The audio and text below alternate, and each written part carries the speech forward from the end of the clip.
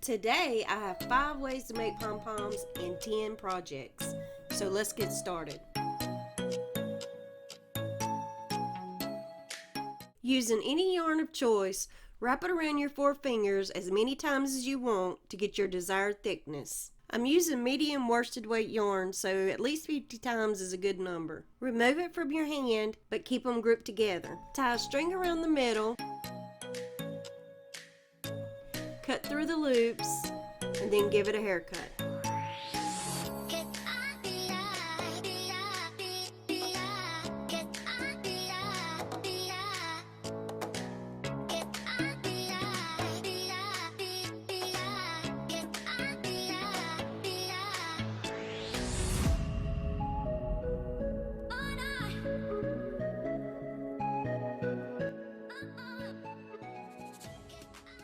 The good old fork method works great for small pom-poms. Put a strand of yarn through the center and hold it while you wrap the yarn around the fork. Bring that strand of yarn up through the middle and tie it. Slide it off of the fork and trim it up the same way. I made this makeshift pom-pom maker using a 1x2 and cut it 24 inches long. I drilled a hole on each end and stuffed foam brush handles down in there. I made marks 1 inch apart all the way down the board.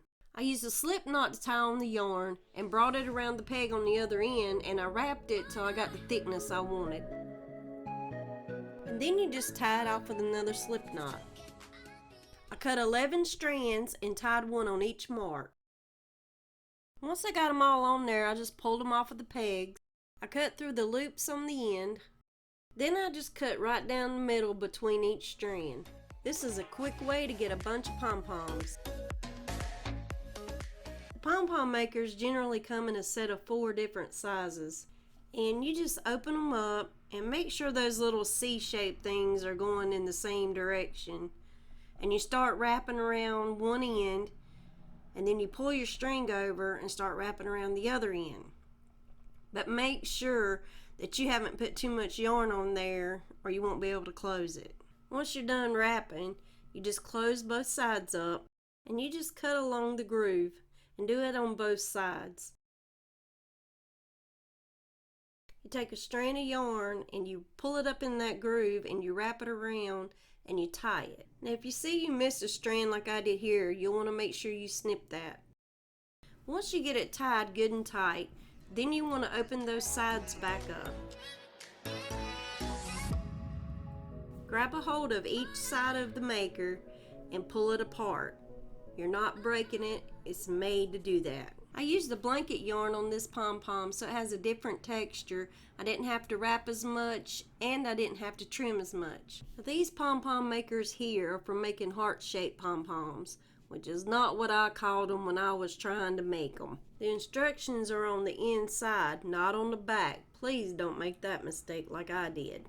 These open up just like the other ones, but they have like these, I want to call them teeth or ridges. So whenever you're wrapping the yarn, you got to keep the yarn between those. And you don't want to put too much yarn on there, because if you do, it'll cover those ridges. And if those get covered, it won't hold its shape. This time you want to take your strand of yarn and pull it around the center, and it's got little notches that you need to keep the yarn in between. And you want to come around and you want to do just like whenever you're going to tie your shoes, but don't knot it.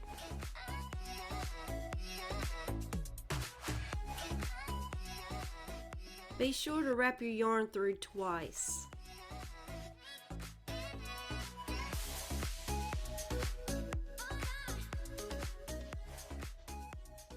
To keep it in place, they have these little hooks, and you just take your strand and you wrap it around there.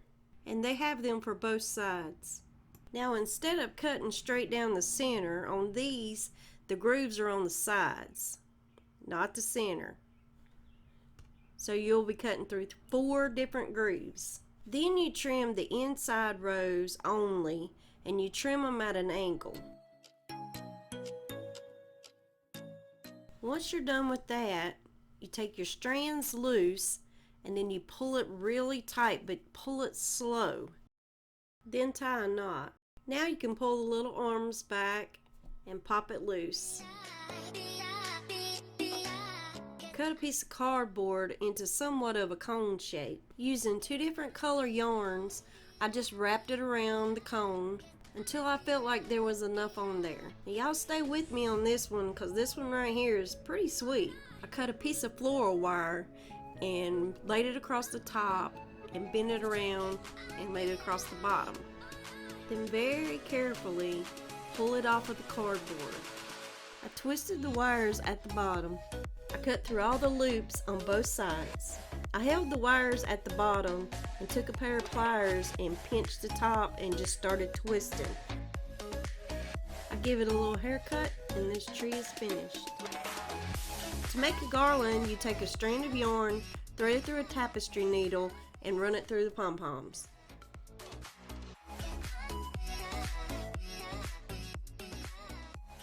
Now here's a quick look at it.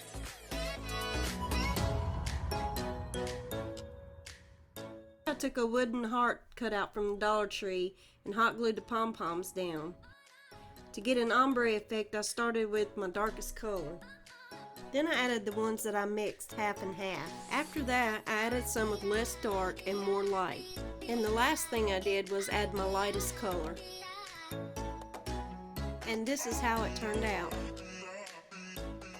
For this project, I used a stick from my yard. I laid out the pom-poms in the pattern that I wanted to use. Using a tapestry needle and a strand of yarn, I ran the strand through each one in vertical rows. I wrapped each strand around the stick several times, then tied a knot.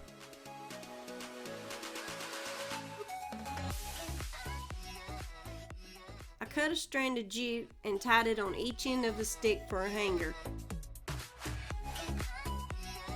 Then I tied a knot on each end of my rows. And it is finished. This is how it turned out. For this project, I cut out a stencil of a letter that I wanted to use and traced it onto the foam board. I used a straight blade to cut it out. Then I just hot glued the pom-poms onto the board and that's it. Now here's a look at her. For this project, I purchased this pot from the Dollar General.